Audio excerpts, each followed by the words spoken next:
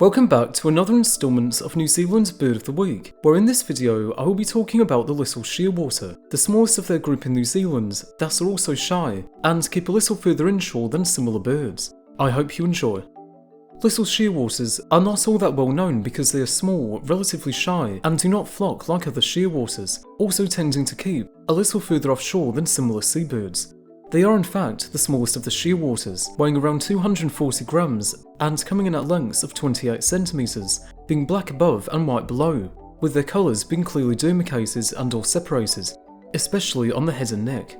They also have a much whiter face than similar birds. They are most similar to the fluttering shearwater, although these birds are larger, often seen in flocks, and are brownish black rather than black. Common diving petrels can also be mistaken for them, especially from a moving boat in choppy water, as they are also black above and white below, although differ in being smaller and much stouter, with short wings that beat rapidly and continuously in flight. They are, as mentioned, usually seen alone at sea, with them utilising the typical shearing flight of the genus for which they are named, dipping from side to side on stiffened wings with few beats, with the wingtips almost touching the water. Flying close to the water, they take prey near the surface by dropping on it from flight, seizing small fish, squid and crustaceans from the surface, or by chasing them in shallow dives. They are winter breeders, taking advantage of a time of year when fewer people are out on the water or doing field work, which makes the knowledge of their breeding fairly obscure. What is known is that they nest in burrows in soil, usually under scrub or forest, visiting them only at night to avoid predation by the large gulls that also exist with them. They usually produce a clutch of one clear white egg, which is then incubated by both parents for 52 to 58 days.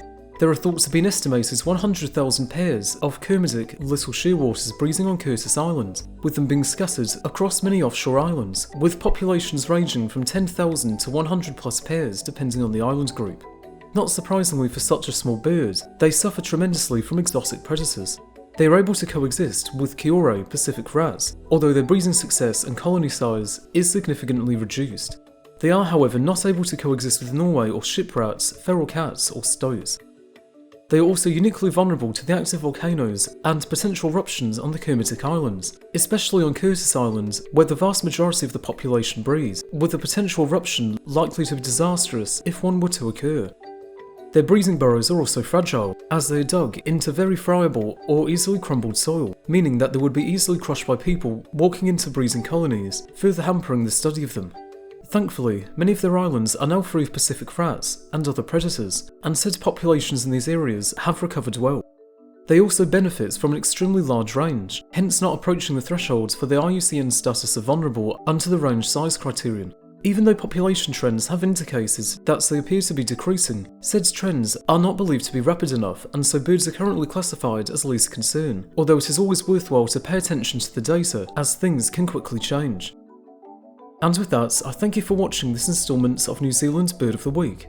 For next time, you are now able to vote for the Auckland Island merganser, typical mergansers that have now become extinct, that with the serrated edges to their bills were also known as sawbills. With that, I'll see you next time, whenever that may be.